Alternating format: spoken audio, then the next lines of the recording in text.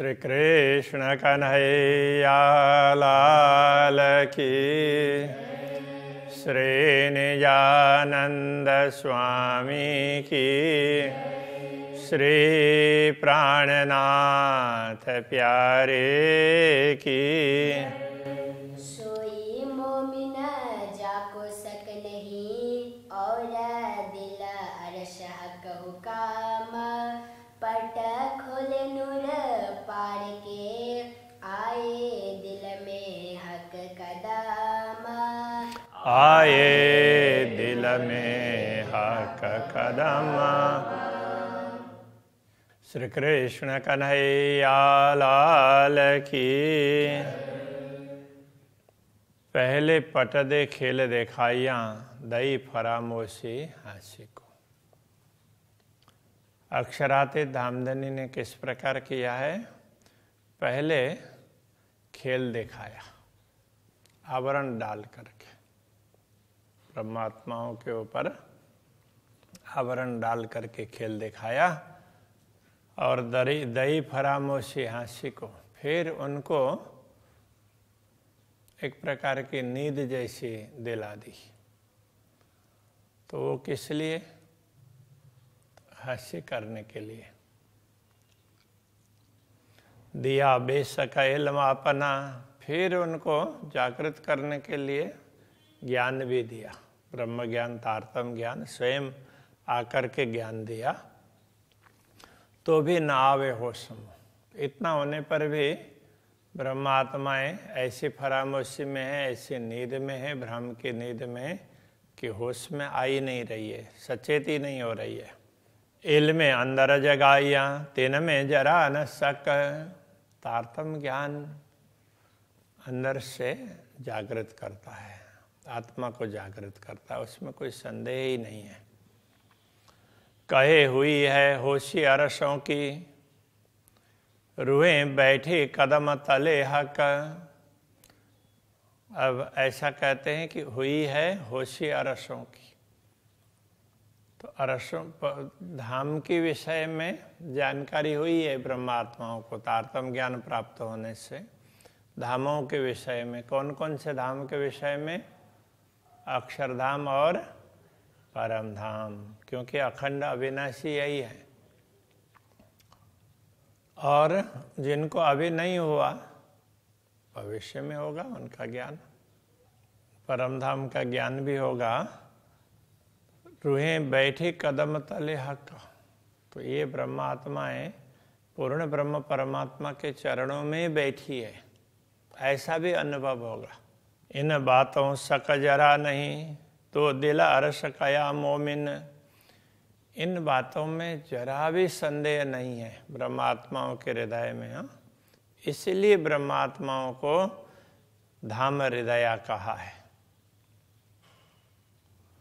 तो भी टले ना बेहोशी, तो इतना कुछ करने पर भी तो ब्रह्मात्माओं की मूर्छा नहीं जा रही है। बेहोशी का तात्पर्य मूर्छा, मूर्छित होना, बेहोश होना, तो बेहोशी मूर्छा।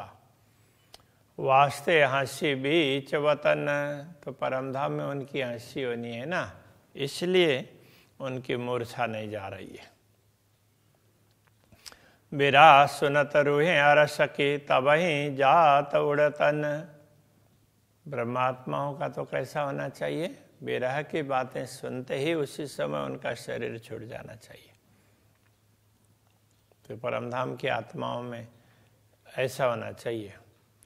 सो गवाह याद कर कर कहे, जो बीता का अरस वचन। तो इसलिए विरह की बातें ना, कि राज्य ने बार बार गवाई, जो बीता का अरस वचन वतन, परमधाम में जो जो बातें बीती है, वैसा था, ऐसा प्रेम था, इस प्रकार था, ये सारी बातें तो याद दिलाई, और याद दिला करके विरह के माध्यम से इनका गायन भी करवाया। मैं जानिया प्रेम आवसी, विरह के वचन गाए।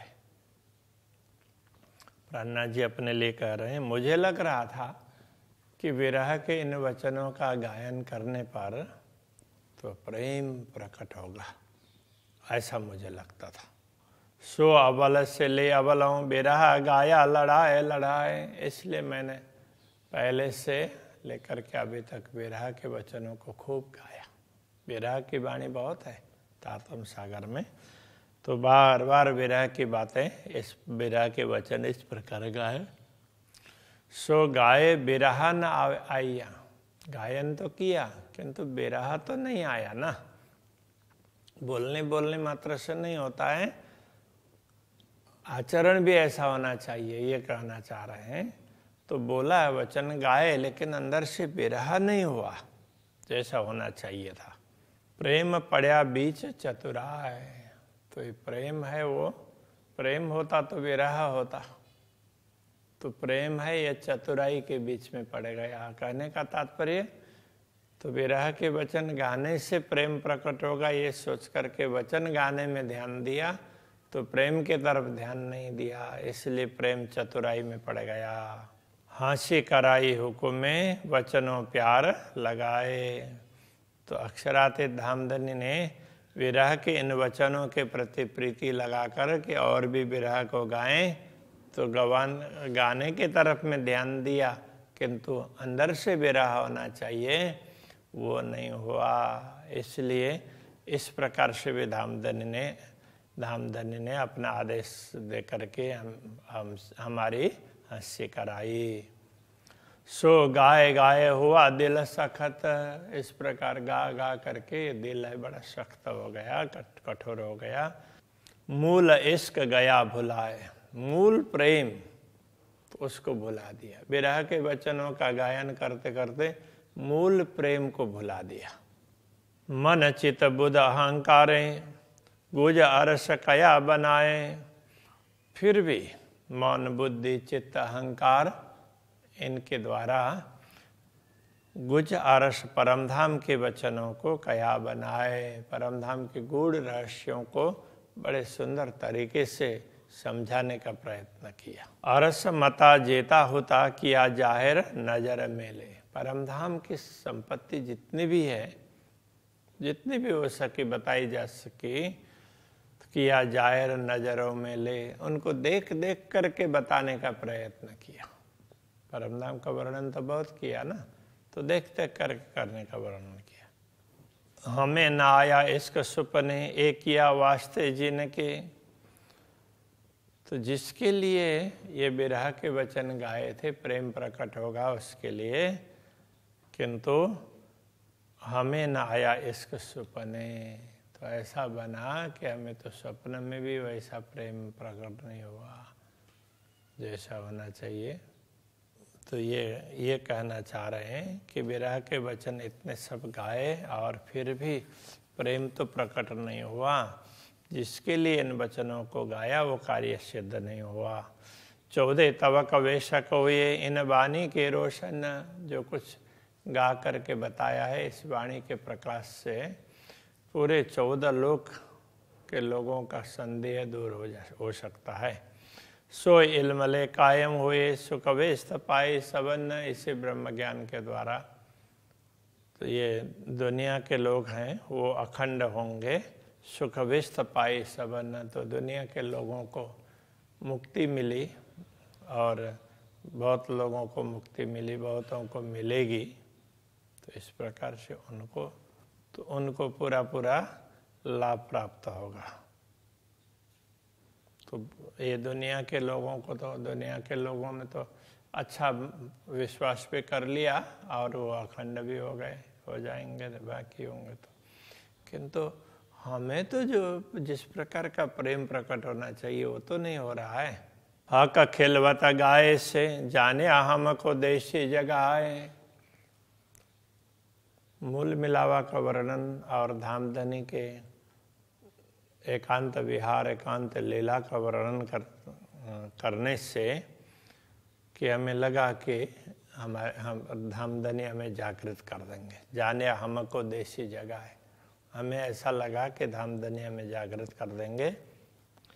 इसका पूरा आवश्य प्रेम हमारे अंदर पूरा पूरा प्रकट होगा, ऐसा हमने माना। पर हक के हाथ से करे उल्टाए, किंतु उल्टा ये हुआ कि धामधनी ने तो हमारी हंसी कर दी, हमारा मजाक बना दिया। जो देते हमको इश्क तो क्यों सके हम गाए। यदि धामधनी हमें ज्ञान न दे करके प्रेम देते तो हम गाने के चक्कर में क्यों पड़ते।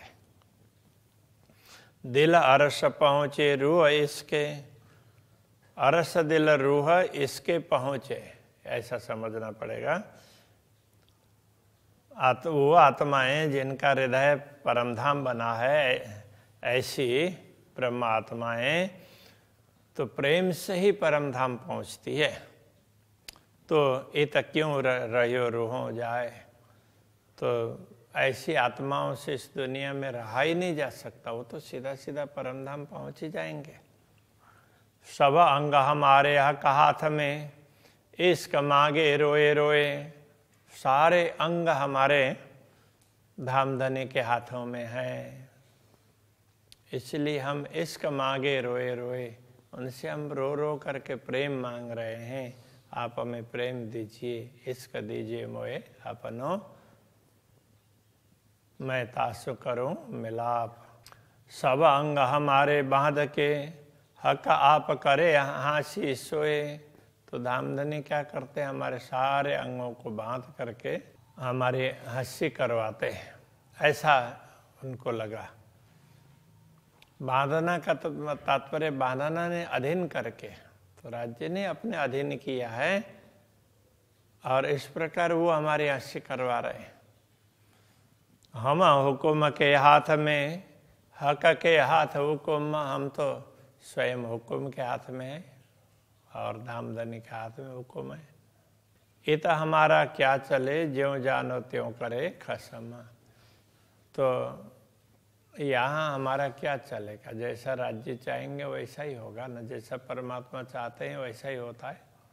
बाकी तो दूसरे लोग हैं तो जो सेवा उसमें अर्जी में बोलते हैं ना, तो यहाँ उस तरह से राज्य ऐसा करते हैं, ऐसा करके वहाँ प्रार्थना क्या भाव में कहा है, हम तो हाथ हुक्म के हक के हाथ हुक्म केलवत ग्रंथ में इस प्रकार की चौप है।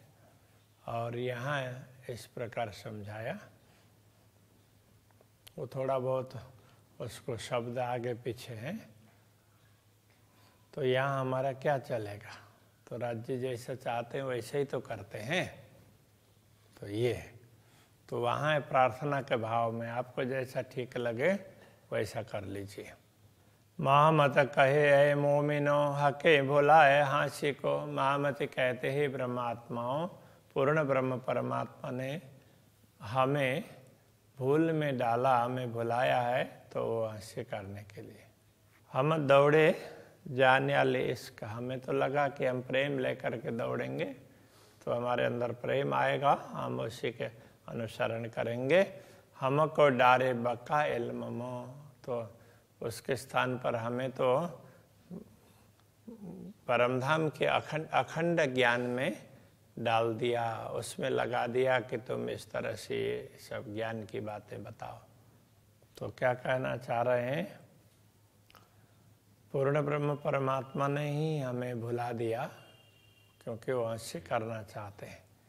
तो हम तो प्रेम लेकर के दौड़ना चाह रहे थे, किंतु हमें ज्ञान में डाल दिया और ये सारा ज्ञान हमारे माध्यम से दुनिया को दिलाया, ऐसा कहना चाह रहे हैं।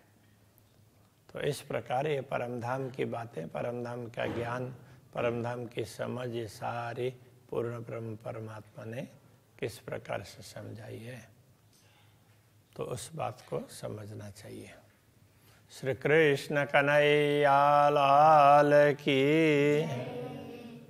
हमको डारे बका इल्म मो,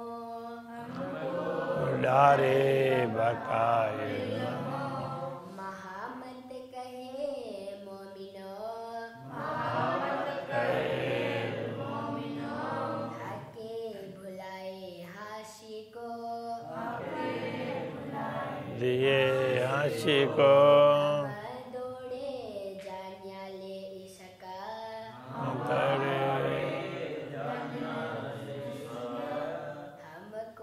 डारे बका इल्म मो,